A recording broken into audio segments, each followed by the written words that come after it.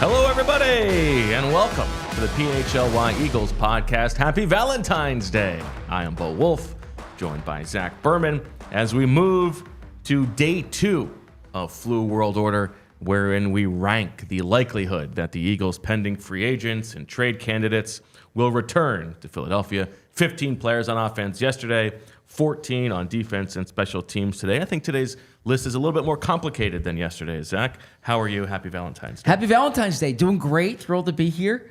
Looking forward to the show. I thought yesterday's show went well. I listened back last night, and there was good conversation. Went by quickly. Excited for today, too. Okay, and this is a bit of a farewell for you. We're going to be missing you until next Tuesday. We got to see you next Tuesday going on here.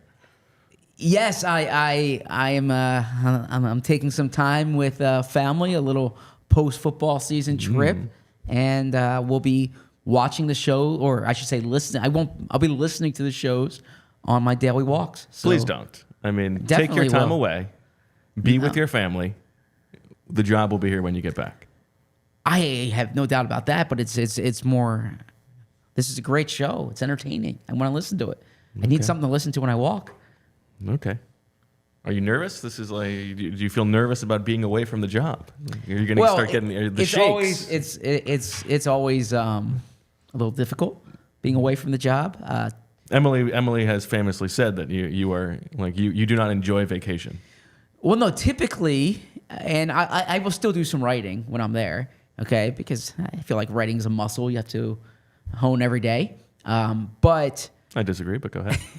But yeah, typically in my previous 14, 15 years, I was able to go away and still kind of work when I was away, and it's a little harder to do that when you're in studio for a show. So yeah, now we're in capable hands. We have a great staff here, but there's always that Wally Pip fear, right? There's always the how like Merrill Reese became the longtime broadcaster for the Eagles was someone took a weekend off, he covered a game, and he hasn't missed a game since. Well, the rest is history. We'll have Handsome Rich trying to Lou Gehrig you starting tomorrow. So we look forward to that. Any big Valentine's Day plans? Any day that I get to spend with Emily and my kids is a good day, especially Valentine's Day. So we exchanged gifts this morning.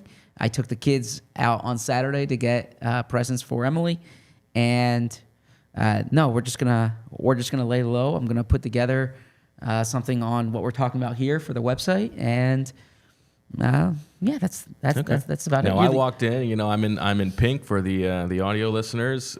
Bill Matz was in the green room, as it were. He's in pink as well, and you, I think, which tracks with your outdated sense of masculinity about never wanting to sit to pee, all of this stuff.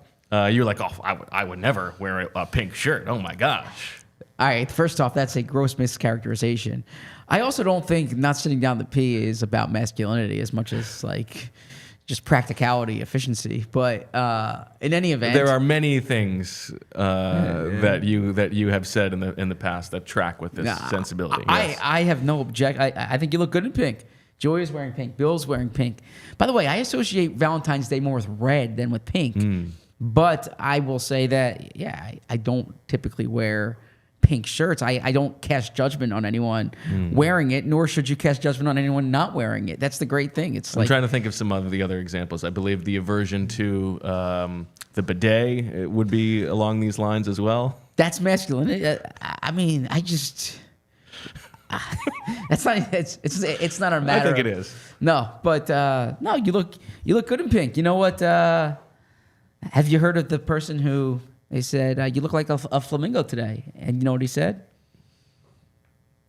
Fluck you? I don't know. No, I'm going to have to put my foot down on that one.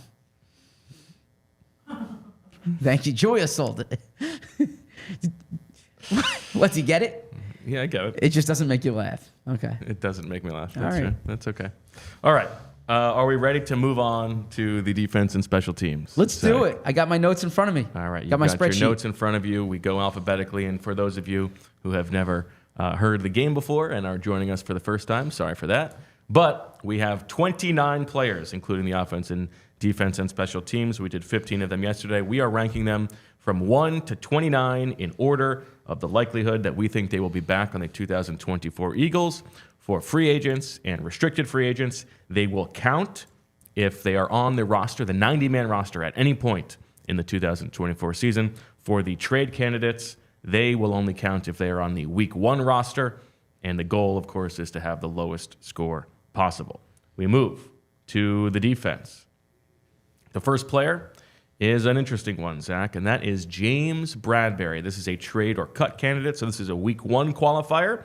James Bradberry obviously signed with the Eagles last offseason, re-signed after a big 2022 season, and was disappointing in 2023, no doubt about that. He will be 31 in August, and this is a little bit complicated because it's going to cost some dead money to move on from James Bradberry. There are sort of 4 guys on the roster who have, like, if they're going to cut them, they need to use that June 1 designation. You've got Jason Kelce, Fletcher Cox, Brandon Graham, and James Bradberry. So if Cox and Graham come back, you do a restructure with them. You can do the designation on Bradberry. If not, most likely, if you are going to cut him, you're just going to wait until after June 1st, which is certainly a possibility. That's how he sort of landed in the Eagles' hands to begin with. But we're talking like prohibitive to cut him before then. It would be about $4.3 million in dead cap, if I read OTC correctly. Certainly they need to replace him long term, but is there any path you think to James Bradberry returning in midnight green? Oh, certainly there's a path. And the path being that even though he did not play well this year, and even though he's paid more than you would like, and that's a contract the Eagles probably regret, you can still say this is a serviceable starting cornerback, a veteran who, it's like when the San Francisco Giants were winning World Series every other year, basically. If you look at James Bradberry's career trajectory, it's like on year, off year, on year, off year. So maybe you're saying, all right, this was the off year, next year will be the on year. But from a cap perspective, you got to not want him on your team at all in order to move on from him, because it is cost prohibitive. You do have the post-June 1st option, like you said, whether you designate it or whether you wait. But if you say 2 years ago, James Bradberry was one of the top corners in the NFL, and that over the past 6-7 years, he's been one of the better corners in the NFL, and that bring him to camp, see what you have. Maybe there were things he was dealing with last year. That's the route I would take personally. You would bring him back. I would bring him back. I would not let the way last year went kind of cloud, because there's no cap benefit to doing so. So there is a little bit of savings. Post June 1st, yeah. Not before June 1st. So not before June 1st. So you do it post June 1st, yeah. So perhaps you wait until after June 1st. But I at that point I would first see what kind of player is it, like how does he look this summer or this spring, this summer. That's the path I would take. You could be fooled by that, don't you? You could get fooled by it. You could also say, this is someone who had a down year last year who's better this year. He's going to be 31. There have been corners who've rebounded going into age 31 season. Who? Darius Slay. I mean, what was your thought on Darius Slay after the 2020 season? Yeah, I thought he had a bad season, and he bounced back and played fine. He's a different type of player. He didn't look physically cooked like James Bradberry does. I think the only potential way to try to sell yourself on bringing James Bradberry back is if you think he can play safety. Okay. And I think that would also be a big gamble to take when there are going to be other free agent safeties available. He's a very smart player. We talk about it all the time. I think he's like a great guy to talk to in the locker room. He's one of my favorite guys to talk to. But I think you would be hard pressed to watch the film from this year and think we want to bring that guy back. Well, I would agree with that. Yeah, I just think when you look at the corner you're kind of put in cap wise, I guess wait till after June 1st. But even then, there's just a significant cash ramification too. And not to say, look, Jeffrey Lurie's cash is like none of our business, right? It's not our business. I mean, no, I'm saying from a media and fan perspective, the cap matters more than the cash. Yes, of course. Right?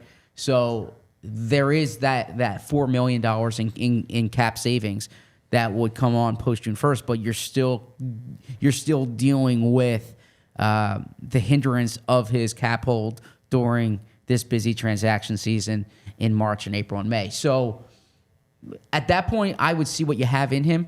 But if you are going to move on from him, try to do it post June 1st. I also don't think that you're going to be able to trade him after the way he played last season. I agree with that.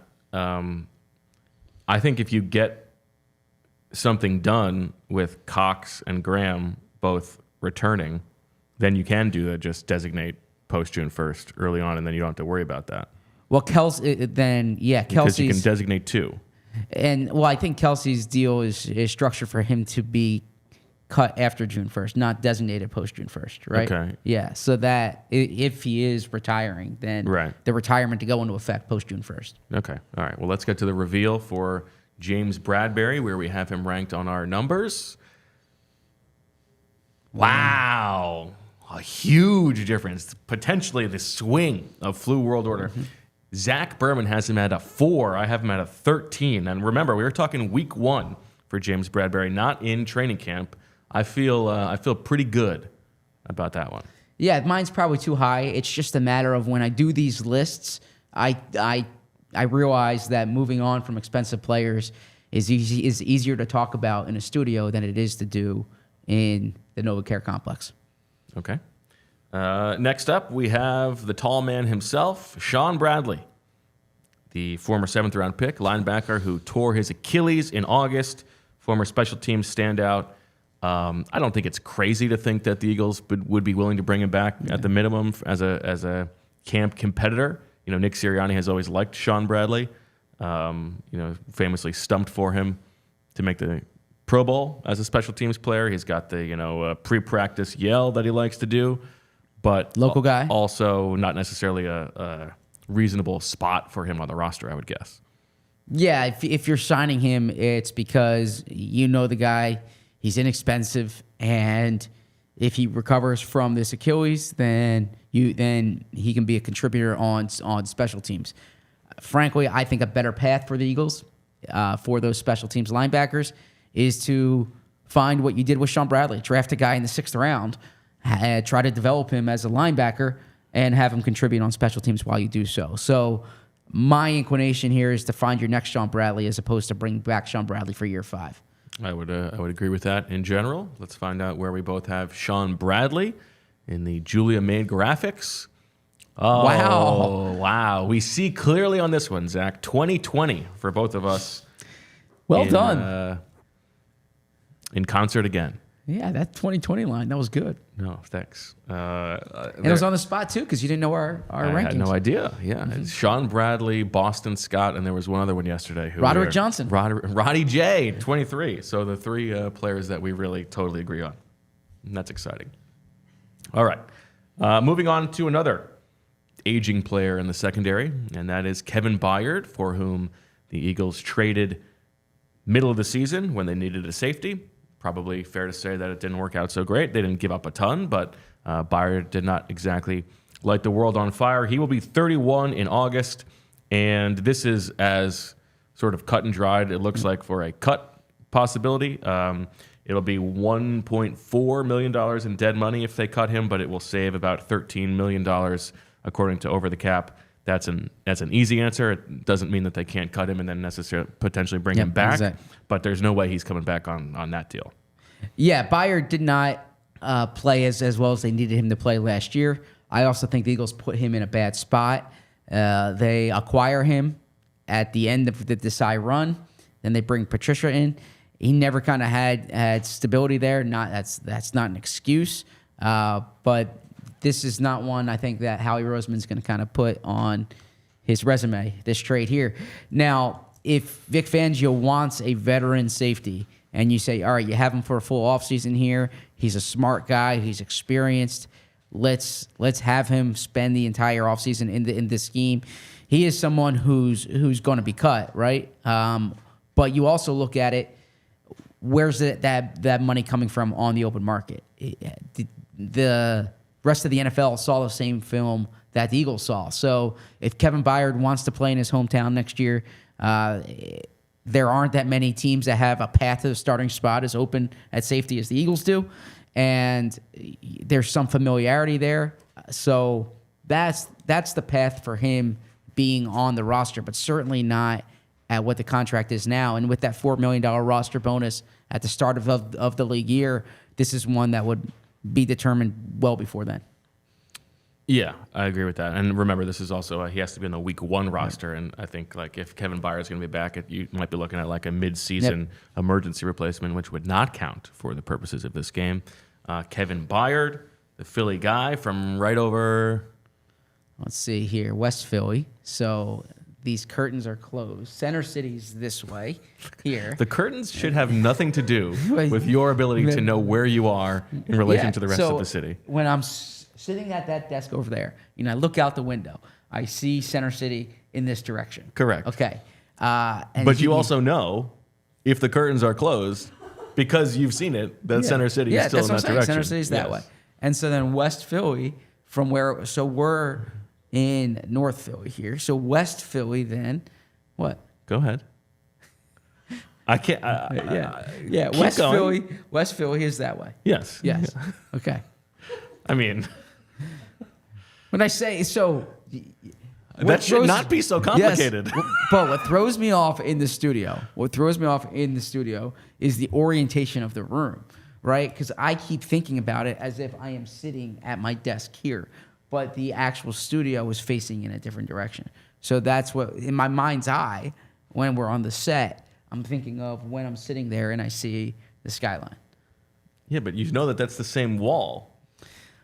But in real time, I'm focused on the show and not on the Julia, am I off base here to be confused? I'm confused sometimes too. So yeah, if the curtain was open, I could tell you right now because I could see it.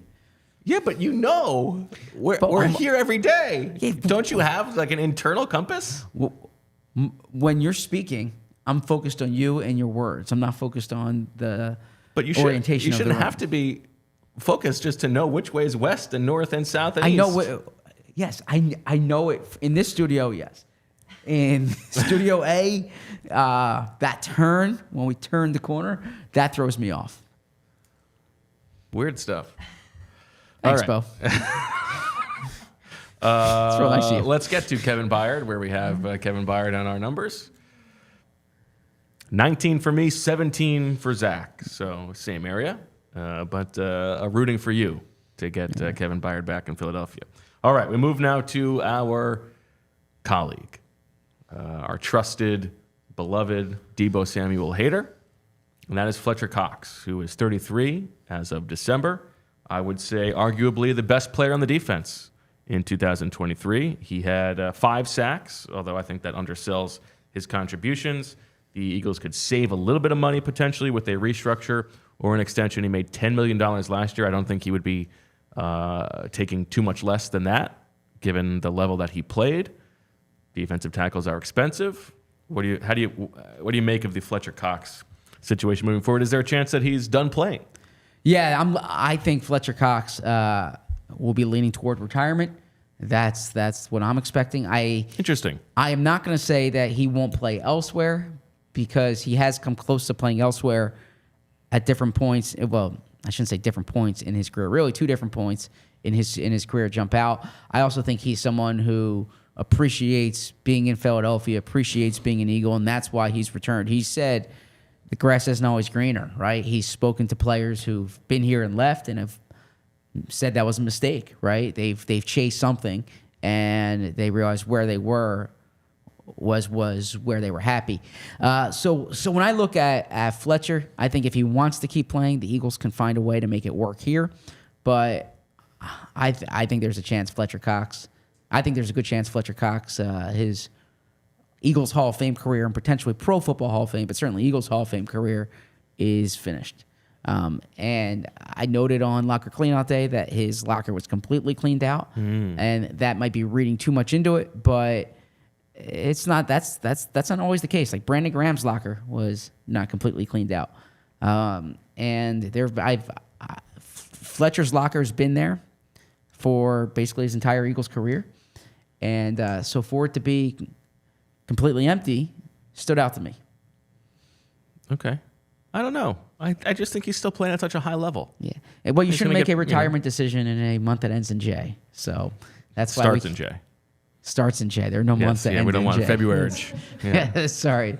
For a month that starts in J. Okay, well, let's get to this, and then we can talk about it, because it sounds to me like I may be lower on him than you.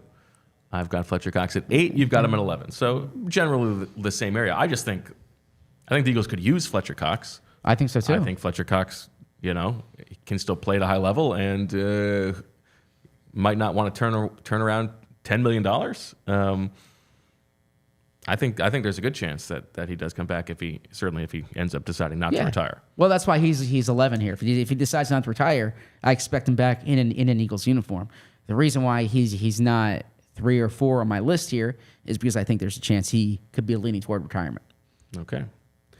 And by the way, that's not me reporting. Like I should make that clear because we have Fletcher on the show, and I've covered Fletcher's entire career. I don't want that to be interpreted as me.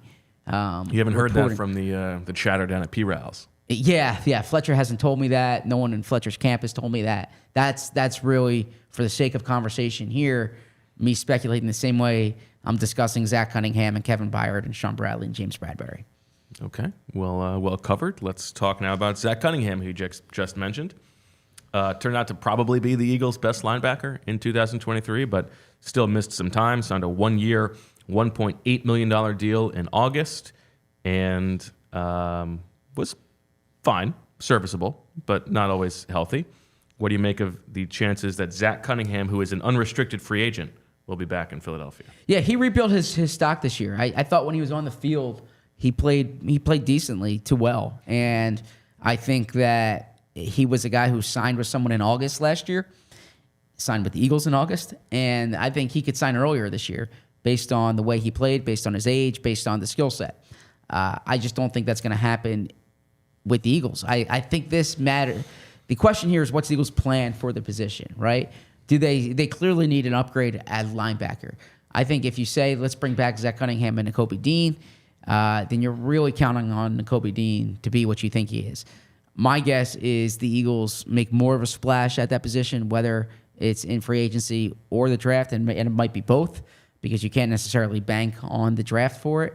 But I think Zack Cunningham was that low price camp flyer last year, him and Miles Jack on the same day, and I think he's played his way into signing somewhere earlier this year.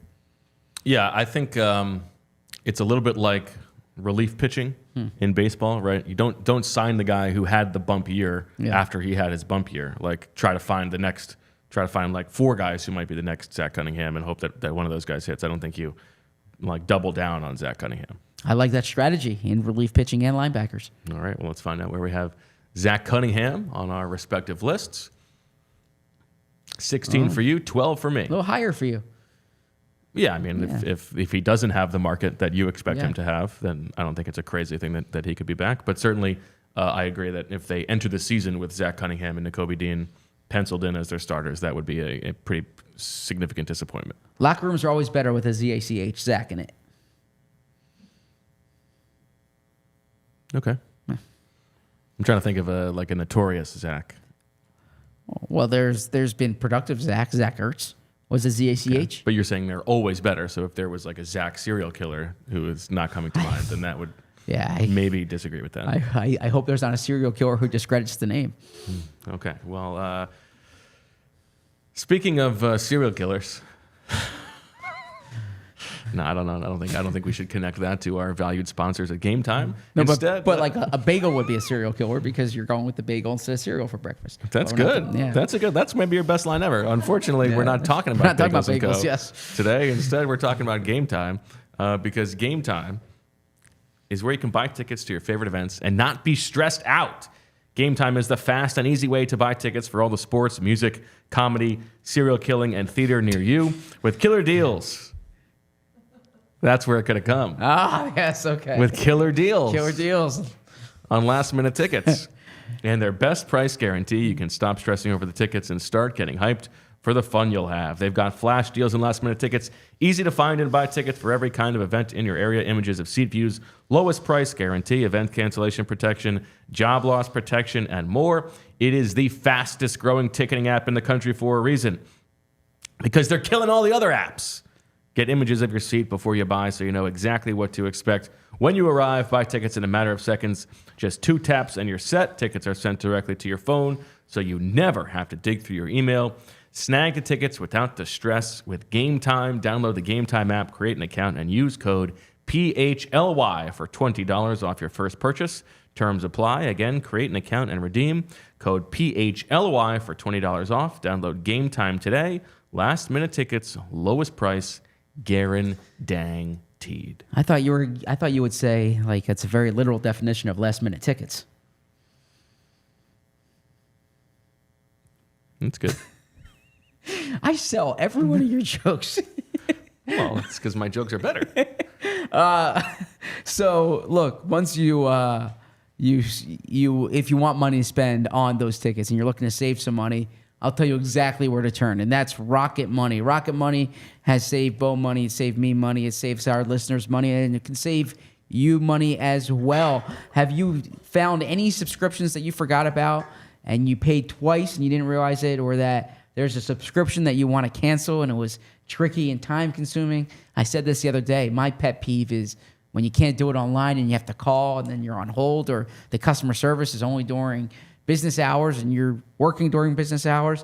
Well, Rocket Money alerts you to an increase in subscription price and it negotiates it for you. A Rocket Money it's a personal finance app that finds and cancels your unwanted subscriptions and monitors your spending, and it helps lower your bills. Rocket Money has over 5 million users and has helped save its members an average of $720 a year, with over $500 million in canceled subscriptions. Think about that. Over $500 million in canceled subscriptions. You have to save a lot of money for that to add up to $500 million. Stop wasting your money on things you don't use. Cancel your unwanted subscriptions by going to rocketmoney.com/PHLY. That's rocketmoney.com/PHLY. rocketmoney.com/PHLY. All right. We move on in flu world order on the defensive side of the ball to, is it Justin Evans or Evan Justins? It's Justin Evans. One of the weirder, just like bit players in the Eagles season, sort of surprisingly won the starting job at safety out of training camp as what seemed like the also-ran entering camp. Started 4 games, then went on injured reserve, and then was designated to return, had 3 weeks to practice and get back onto the roster, and then just sort of never heard from again. What sort of happened there, Zach? Yeah, I think this was sometimes with injuries. A player who has dealt with many injuries over the course of his career. Exactly. So physically, you might be on the timeline that someone on, I don't want to say someone on the outside, that like the medical staff or the training staff might think, but given your injury history, whether it's your body, whether it's your mind, it reacts differently, right? And that's certainly not abnormal. And Justin Evans has dealt with a lot of serious injuries in his career. So I think that was more the issue than anything else. There was an injury there that was just too much for him to overcome. And I think that's the biggest hindrance for him returning, is that the Eagles liked him. I know teammates thought that he was a productive player, but the injury was a block that they couldn't get past, and it continues to be there. The injury history is too much to ignore. And as I have in my notes here, I hate putting it like this, but too injury prone to trust right now. And so you think there was a disagreement between Justin Evans himself and the organization as to his readiness to play? I wouldn't frame it as a disagreement. I just think it was more I think there was a timeline that the organization thought. Clearly, they designated him as ready to return. And there's no rush to designate. Exactly, right? Yeah. And then you have 21 days. And I think when he was out there, it's just a matter of, like I said, you need to trust your body, and your mind needs to be such that, like, all right, I feel good here. And I've seen this in the past, where this is why when you say this injury takes 4 to 6 weeks, right? Because it's standard for that injury. Every body heals differently, and then the mind's a part of this as well. And every person, like, it's not just an ACL and a cadaver, right? It's a human being. And so when you're dealing with whatever the injury is, that person's history cannot be ignored. And I think that was the case here, that the injury history was a factor beyond what the normal timeline for the injury was. All right. Well, let's find out where we both have Justin Evans on our lists. Those handsome cartoons. 27 for you. Very low. And 22 for me. I only have him there because if he doesn't get signed anywhere in the summer, then maybe he's a week 3 injury replacement type of player. But there you go. Yeah. Mine's probably a little low. It should be a little higher. And I just said cadaver. Am I pronouncing it correctly? Cadaver? Yeah. Okay. What I see Shay says I said cadaver. I don't think I put an N in it, but if I did. I thought you said cadaver. Okay. Yeah. Cadaver. Thank you. You're welcome. Maybe a lesson that you don't need to worry about every single comment as the show is going. But there are customers. Look, if you're tuning in live to watch us, then I appreciate that, and I'm going to give you the same respect that you give us. The same respect meaning like mistakenly saying that you said a word wrong? The same respect meaning like I'm going to value your opinion just as you value mine. I don't think we can know for sure that they value our opinions. Well, I think if you're tuning in at 12:34 on Valentine's Day, then it means you want to watch us, right? Well, yeah, but that's different than valuing the opinion. Well, how many times do you watch someone and you don't value their opinion? I don't know. I'm just saying. All I'm saying is you can't necessarily say that for a fact, for certain.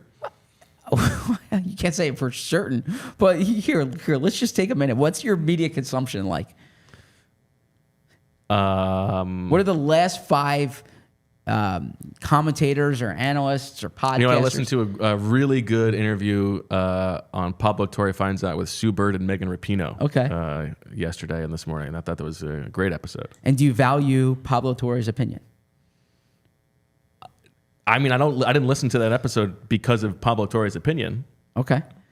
I was interested in the dynamics between Sue Bird and Megan Rapinoe. I would say, and I don't think this, like, I understand the banter is good for the show, but I would say, logically speaking, if you are tuning in live to a show, or even if you listen back to a show, unless it's there's also a difference between valuing and being interested in the opinion and being curious to find out what the opinion is. Yeah. Okay. I can see that, but this is a very semantic argument that we're having, but I kind of like that. Yeah, my point is if you're watching us live right now, you probably are interested in what we have to say. Probably, but not definitely. Correct, not definitely, but presumably.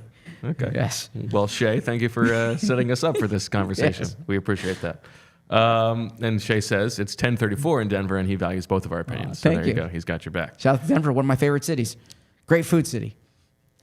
That's a good line because I know what you're doing. That's good. How many favorite cities would you say you have?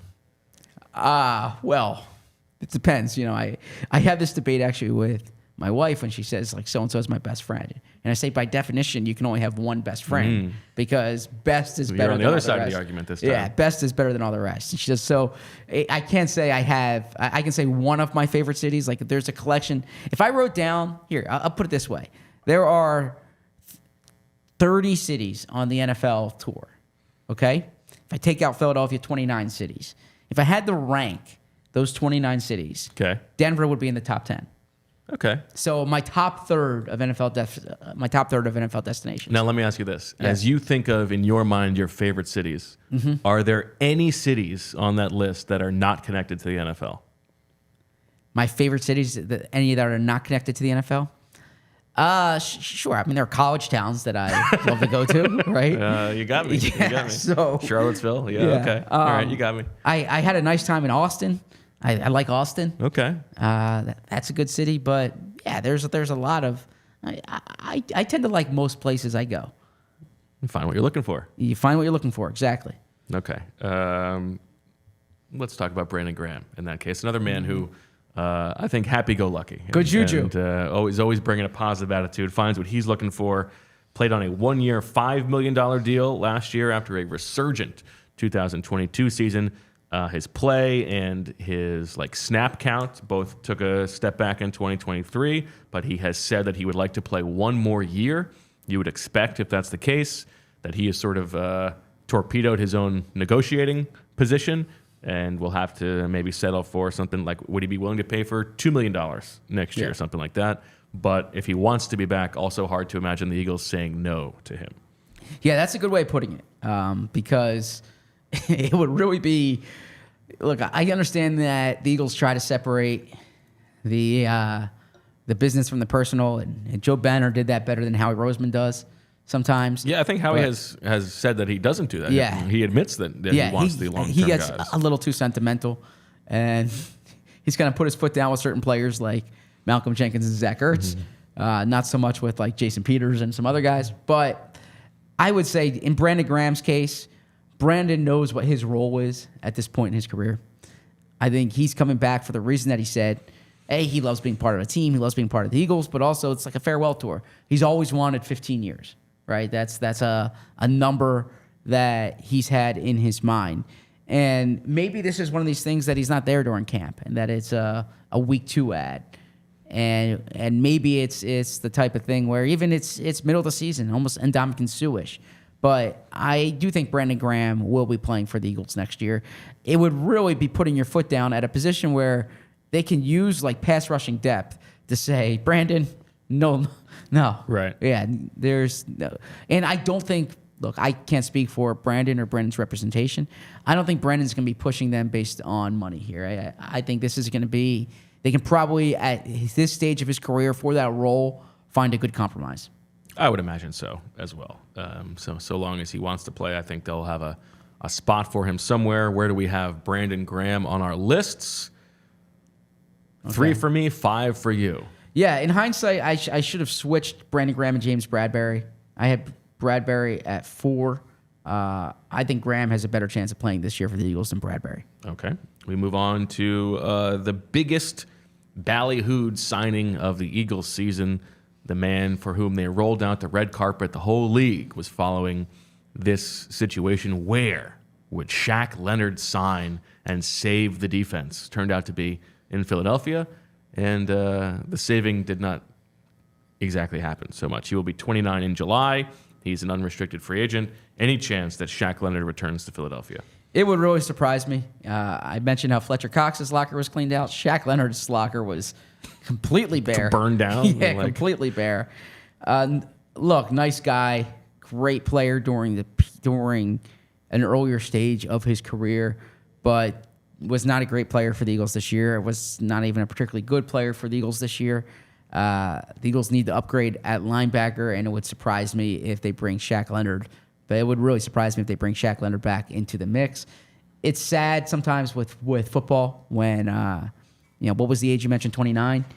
Like 29 is not old. Yeah. Right?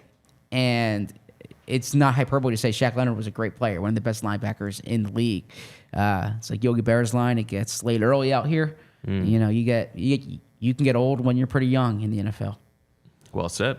Let's find out where we both have Shaq Leonard. I would imagine pretty low. 25 for you, 26 for me. So same ballpark for Shaq Leonard. I think it's probably not going to happen in Philadelphia. We move on now to Rick Lovato, who is the Eagles' long snapper. Rick Lovato will be 32 in September. Took the torch from John Dornbos, has gone to the Pro Bowl since. The Eagles have done some roster machinations with him, and they release him and re-sign him. He will be 32, as I said, unrestricted free agent. Where do you have Lick Lovato? Yeah, reliable long snapper. Someone who's been a big part of the operation here since the end of the 2016 season into the 2017 season. Family's got a bakery in New Jersey, or deli in New Jersey. No longer. They sold it. They sold the deli. They sold it. I would recommend, if you're watching, you can find, it was a story that Caden Steele from NJ.com wrote during the year on Rick Lovato and his wife and some things they were dealing with behind the scenes. It's a nice story, and it shows too that shows how much kind of these guys are human, dealing with things just like all of us are, and you sometimes don't know it when he's just there snapping a football. So recommend you checking that out. Good job by Caden on that. Look, the Eagles could in theory go cheaper. They could go with like the league minimum for Rick Lovato's different than the league minimum for if they drafted a long snapper, but the delta is... To what end? Yeah. The delta's relatively insignificant. So unless they see a drop-off in production, I am not going to pretend that I am a long snapping expert. I don't have the stopwatch out for his long snapping. I know the snaps looked to the naked eye, and even when I watched the games back, to be on point this year. Even to the clothed eye. He's a big part of that operation, so I have him as 2 on this list. I mean, you've ruined the reveal. Sorry, I ruined the reveal. I'm sorry, Julia. That's exciting She's shaking for her me head at because me. I'm pretty sure I've seen got him that at look before, number yes. 1. Number 1 for me, number 2 for you. Yes. Rick Lovato, the Eagles long snapper. Sorry about that. That's okay. Yeah, so you have more confidence that Lovato's back than A.J. Brown. I'm curious. Yes. And why is that? Because there's a scenario in which A.J. Brown goes nuts and says I will not play for this team. Maybe that's a 1% chance, and I think that Rick Lovato is going to be back. Maybe I'm wrong. Yeah. All right. Now I think that we've got 5 left, and Avonte Maddox, I think, one of the more interesting players on this list. Very much so. Now this is a trade cut candidate, so we're talking will he be on the Week 1 roster? Just like Kevin Byard's contract is like there's no chance he's coming back on that number, Avonte Maddox is the same. He is due $9.7 million against the cap next season, despite having played just 13 games the last 2 seasons. He's going to be 28, which is maybe a little bit older than it feels like he is, even though he's been around for a while.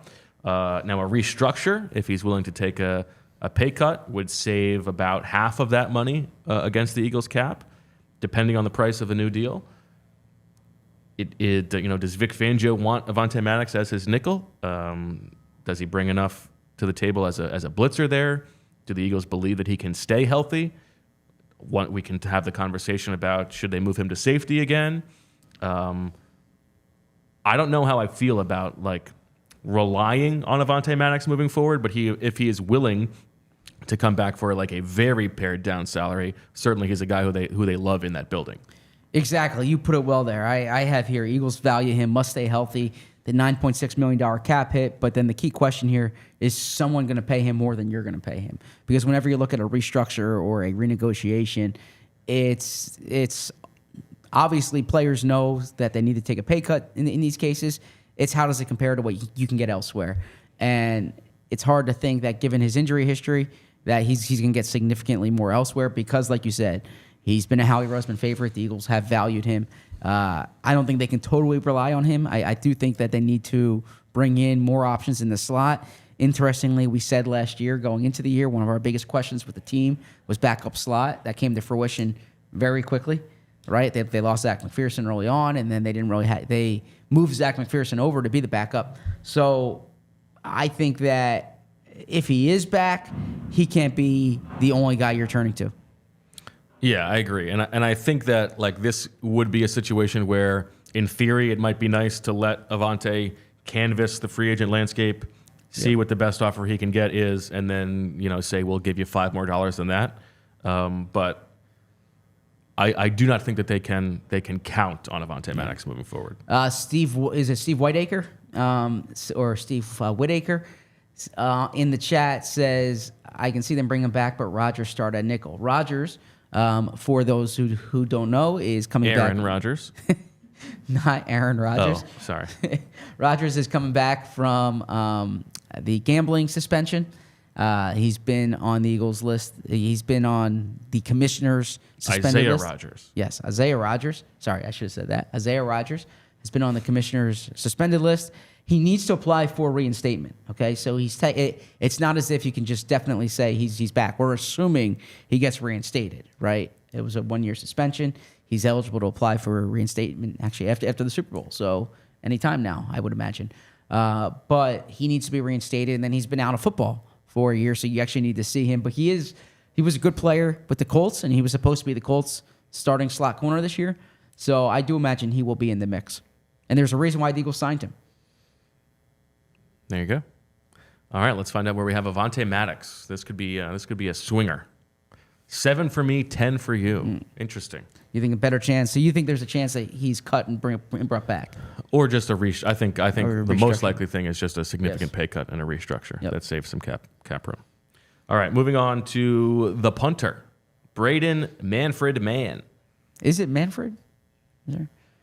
No, Manfred Mann is a band. Oh, I did not know that. That's okay. What genre of music? Hardcore rap. Is that right? No, it's not right. Okay. Okay. What? It's like classic rock. Classic rock. Is that a band you knew, Julia? Okay. And Julia knows music I believe too. Man for Man is Blinded by the Light. I know that song. Yeah. Okay. It's a popular wedding song. Is it? I think so. Wait, isn't Blinded by the Light? Sorry, isn't that Springsteen? I don't believe so. Oh, sorry. I'm thinking of a different song. Anyways, go on. You're thinking of Glory Days? No. What's that? Oh, yeah. Well, Blinded by the Light is it's a 2019 comedy drama film directed. It's inspired by. Yeah, I am right. Okay, but it's also Manfred Mann is the band that sings "Blinded by the Light." Maybe he covers it. Or Manfred Mann covers his song. Okay. Yeah, Blinded by the Light was written and recorded by Bruce Springsteen. Oh, okay. So here, a cover by Manfred Mann reached #1 on the Billboard Hot 100. So there you go. We were both right. Okay. This is the first pop culture reference I've ever gotten correct on this show. Yeah, that's pretty good. Joy is clapping. I appreciate that, Joy. And I mean, extremely on the nose that the only one you've gotten is the stereotypical sports writer person, Bruce Springsteen. That's actually, I mean, that has nothing to do with sports writing. Actually, my favorite music, if you will, is Bob Dylan and Bob Marley. I do like Bruce Springsteen music though. Okay, but you recognize that is the trope. Yeah, I just remember that movie, and I know that song from like weddings and whatnot. Okay. I mean, the chat is just blowing up with this incredible back and forth. Braden Mann came in and replaced Aaron Sipos and held down the job admirably, I would say. Set the single season franchise record in gross punting at 49.8 and net punting at 45.4 yards. Only 26 years old, former draft pick. I think that the Eagles found someone. I think this was a good job signing him. And it makes sense for the Eagles to keep him. So I'm not big on giving punters a lot of money, but I would find a way to keep Braden Mann in the building. Okay, let's find out where we both have Braden Mann. We both expect him to be back and be the Eagles punter next season. 3 for Zach, 5 for me. So you think that they could shift that based on money? What's... I mean, 5 is I think he's going to be back. There are a couple people I think are even more likely to be back. All right, 3 left. Nicholas Morrow, who is a very nice guy by all accounts, nice to talk to, but I would say the amount that he was on the field in 2023 was probably the biggest indictment of the roster building on the Eagles' defensive side of the ball. He was signed for close to the minimum, didn't make the Week 1 roster, then all of a sudden was an every down guy. I think it would be pretty depressing for Eagles fans if he's back on the team next year. Yeah, it surprises me. There wasn't much of a market for him last year, as you can tell by the little guaranteed money that they gave him.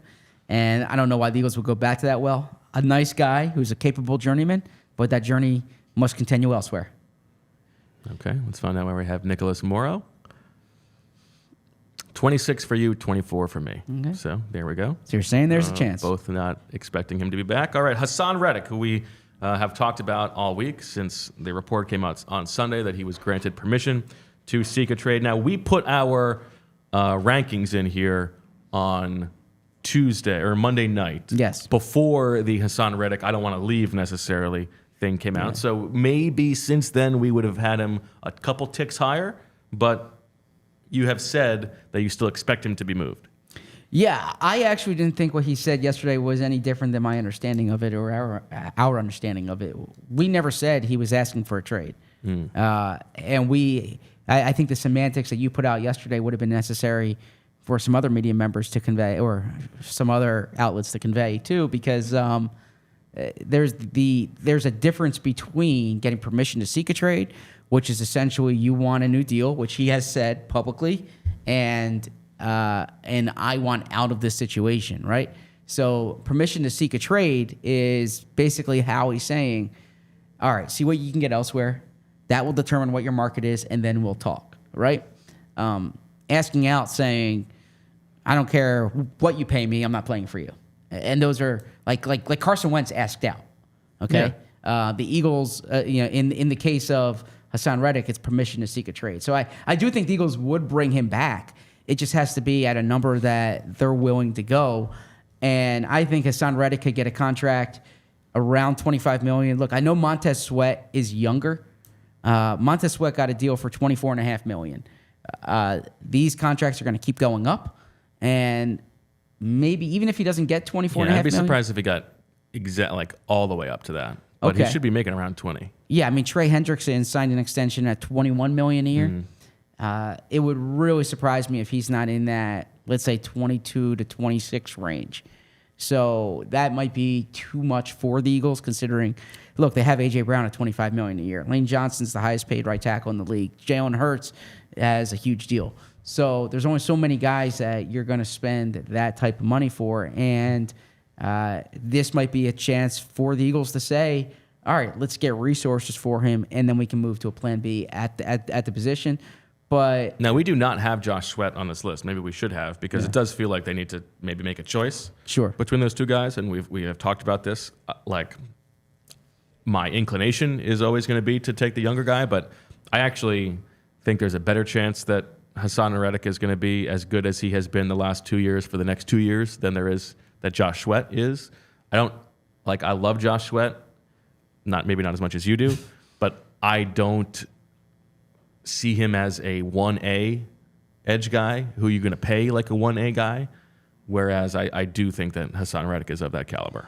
I agree. Even at 30. I agree with what you said. I also think an important part of this distinction too is I think Josh Sweat would play on his deal this year. I think you want to extend him. Yeah. But I don't think Josh Sweat has as much of a leg to stand on in terms of getting a new deal this year. Whereas Haason Reddick, he's not going to play on his current deal. He's not going to play at $15 million a year.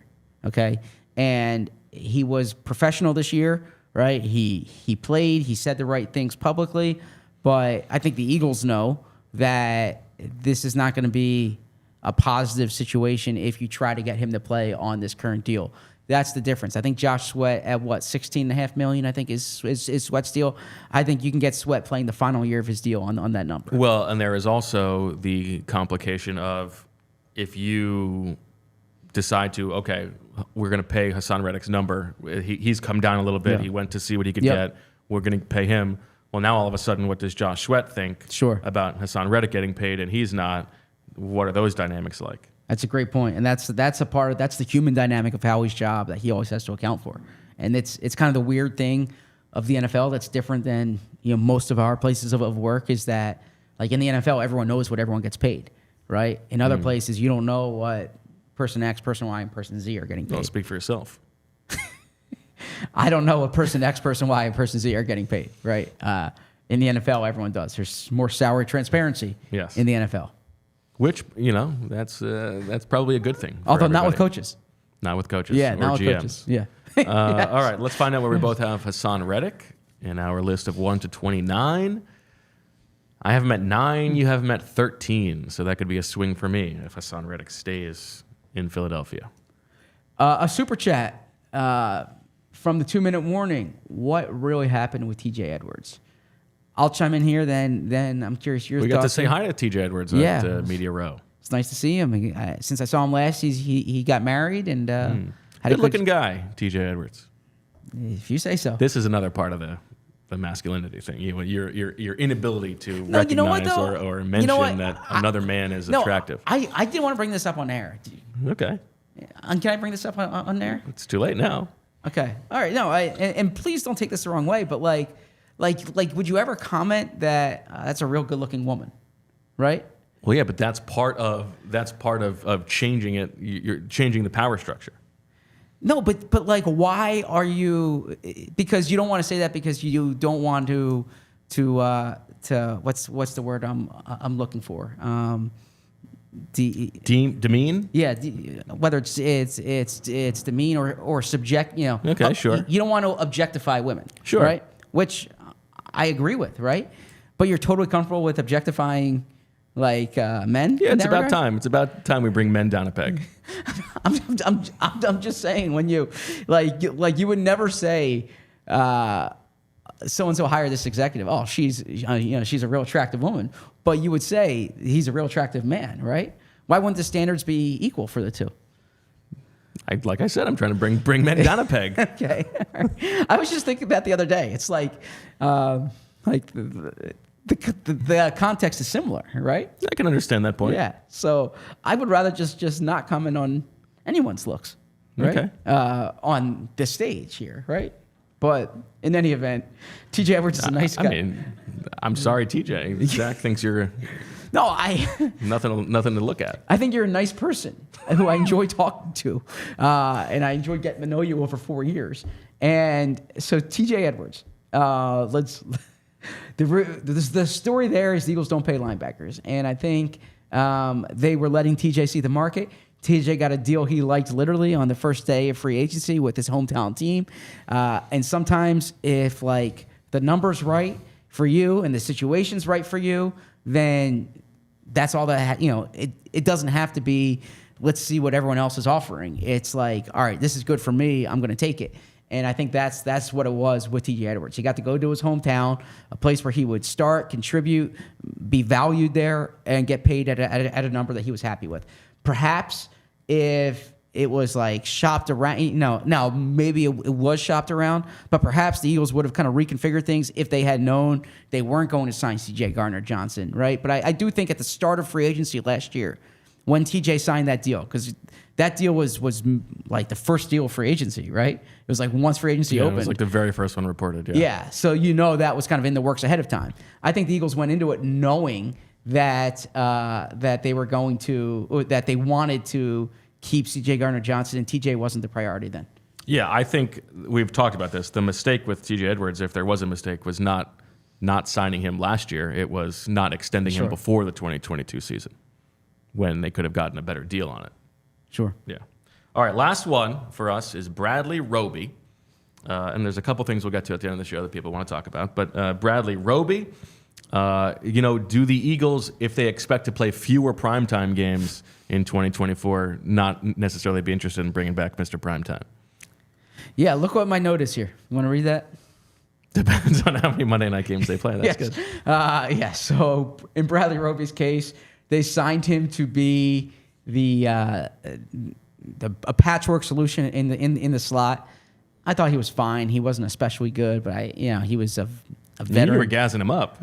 Yeah, I mean, I thought in that Rams game he definitely helped toward the end. He certainly wasn't the answer there, but I always enjoyed talking to Bradley Roby this season. I just don't think Bradley Roby's back next year. Okay, where do we have Bradley Roby? 25 for me, 21 for you. Okay, I mean, generally the same area. All right, so we have done it. We have gone 1 to 29 in Flu World Order. Julia, did you have a chance to get the whole breakdown? Let's see if she can pull this bad boy up. I mean, just clicking away. Julia is making all kinds of plays behind the scene. And we're going to put this on allphly.com. And this is going to be for diehards. So we're going to have maybe one sentence commentary. I don't want to give Bo work here. Yeah, of course. But yeah, kind of one sentence commentary. We'll put that together. Maybe that'll go up online tomorrow morning. All right. Now, people do want me to ask you about Bob Marley. They're a little bit surprised by your love for Bob Marley, maybe connecting it with your insomnia cookies. No, it's nothing like that. Actually, people have put that together when I've said that, and I was like, I that's not it at all. His music makes me. It's like cheerful music. It's positive. I agree. Music. I love Bob Marley. Yeah. So. Is this like a "Don't Worry, Be Happy"? That's what you. That's exactly. That's your anthem. Yeah, my favorite song is "Don't Worry, Be Happy," and it's kind of that genre of music. Kind of makes you feel good. It makes you smile. Like if I'm gonna listen to music, I want it to put me in a good place and not like a dark place. Okay, there are also many layers to those songs. Of course. Sure. I honestly don't get too in depth on the songs. I'm much more into like you're a surface level kind of guy when it comes to music. Yeah, for sure. For music, I like lyrics. Okay, I like lyrics, And if it has like a rhythm that makes me it's catchy, makes me feel good. That's kind of it. I don't really go deep when it comes to music. And I'm not necessarily discerning. Yes, you were incredulous at Julia a couple weeks ago at the idea that you would listen to music to be sad. That is a concept that I find odd, but if it works for Julia, that's good. That's good. Yes. Yeah, I mean, the wide range of human emotions is an important thing. Yeah, I'm not usually looking to feel sad though. That's the thing. I'm trying to feel happy. Okay. So, but to each their own. That's why Baskin Robbins has 31 flavors. By the way, is Baskin Robbins still like around? Did they go out of business? No, they're connected now to like Dunkin' Donuts and places. Oh, okay. Yeah, you see DD and BR. Yeah. Okay. All right, we got the full list there, and it looks like the biggest differences we have. Julio Jones would be a 10-point swing for you. Are you able to read that? I can see the 10 Your because eyes there's are two good, numbers man. there. No, there we go. it's not on Even you, bigger. Joey. And then we got a 9-point swing on James Bradberry. If you get him, that's 9 points in your favor. For me, the big ones I'm looking for: Marcus Mariota. Don't feel great about that. Justin Evans. Don't feel great about that. Bradley Roby is one for you. I mean, there's only 1, 2, 3, 4 that we are different by at least 5 spots on the order. So I'm going to need to rack up a bunch of little wins and hope that none of those big ones come home to roost for you. It's going to be fun to monitor. All right, last thing before you leave, since you're going to be gone for a while, you texted me yesterday and said, I'm coming with Julio Jones stats tomorrow. And I mean, the fact that you used that word Oh, sorry. was a little bit. I mean, that had to be on purpose, I felt. But No, it wasn't. I had the numbers up in front of me yesterday. I didn't bring them today, but basically, I just like this idea that Julio is not like a surefire Hall of Famer. I never said he wasn't. Okay, I think he's a Hall of Famer, but I was just or like one of the pushing best back players of on- our generation. I think it was. Yeah. To me, it's so I looked at wide receivers from 2003 I'm sorry, 2004 to 2023. So a 20 seasons span. Okay. He's 6th in receiving yards this century. Is that okay? Yes. So he was he was top 5 on that list. Among the top 10, he was number 2 in yards per catch. Okay. He's a great player. He's down on touchdowns. 10 years ago. But he is one of the truly great players in our generation. And I listened back to the show and I didn't explain it well. I don't think that Julio Jones can have a role on the team next year. I think you can upgrade over him. I tried explaining that. But I also think that, speaking about Julio Jones, there is a degree of respect that goes to his career accomplishments, and you can divorce it in the evaluation of the player, but there is, I think a player like that gets the benefit of the doubt typically.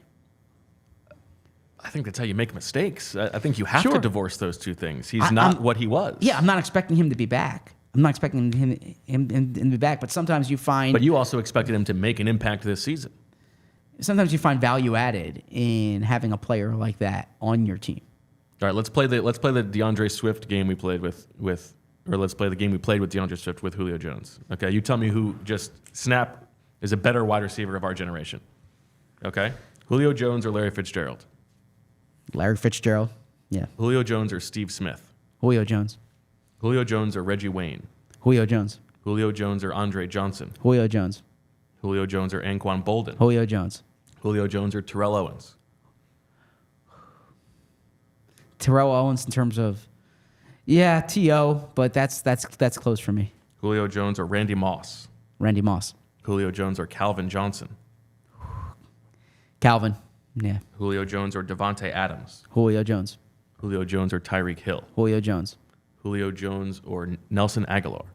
Julio Jones. Okay, so you've got him as the 5th best receiver of the generation. So I don't put T.O. and Randy Moss are Yeah, they're I a look little at those as the 90s, T.O. and Moss. Well, Moss played. I'm sorry, started in 90s too. 98, but I'm sorry, 90s to the mid 2000s. Okay. I look at Julio Jones is more the 2010s. So that decade. Okay. And I would put only Fitzgerald ahead of him during that time period. You don't think Calvin's of that time period? Or okay, yeah. So I'd put him third. Okay. I'd put him third behind Calvin and Larry Fitzgerald. I don't feel super strongly about this. I would have Andre Johnson and Avonte Adams over him, I think. Okay. So Andre Johnson's in the Hall of Fame. And I mentioned Yeah, I mean, I think Julio Jones is a Hall of Fame player. Okay. I'm not disagreeing about that. So in Pro Football Reference I think here, you can make a case for Steve Smith too. in Pro Football Reference here, if you sort by fantasy points, I don't know what fantasy. You know we're what? doing. Pro That's Football weird- Reference. I love Pro Football Reference. Yeah. They've gotten rid of Draft Finder. They've gotten rid of Trade Finder, and now like the default search is fantasy points. Yeah, what are we that's- doing, guys? Yeah, that's a tough metric for me too. We are no longer providing the same Okay. public service. So here you go. So the top 5 from 2004 to 2023 in yards is Larry Fitzgerald 1, Julio Jones 2, Andre Johnson 3, Steve Smith 4, Reggie Wayne 5. In receptions, Julio Jones is 8. Oh, because you're doing 20 years. I Yeah. see. Julio Jones is 8th. But in yards per, well, here, in the top 10 in yards, the only one who has more yards per catch than Julio Jones is Mike Evans, who's 10th. Where he's kind of I dinged. imagine Tyreek Hill would creep up there Yeah. once he gets there, but yeah. Where he's kind of dinged is, actually Tyreek Hill has 14.1 yards per catch in his career, interestingly. So, anyways, Julio Jones is not the player he was 5 years ago, but I guess to me, there's still a level of deference to someone who's that good a player. Who was that good of a player? Who was that good a player. Fair enough. Okay. All right. Well, that'll do it for this episode of the PHLY Eagles podcast. I think it's appropriate that we ended with Julio on Valentine's Day. We will be back tomorrow with Handsome Rich. Now, am I allowed to call him Handsome Rich? You're allowed to call him whatever you want. Okay. Rich Hoffman in the seat for the next several days with me as Zach parades around on vacation. And we'll have plenty to talk about. So we thank you for listening. We thank you for watching. We thank you to all of the participants in Flu World Order. We'll give you that list. You can play at home. We can see how it all nets out. And that's about all we got. So on this very special February 14th episode for Julia and Zach, I'm Bo. We thank you for listening and watching. We will talk to you tomorrow. And as always, we love you. We all silly like the mayor.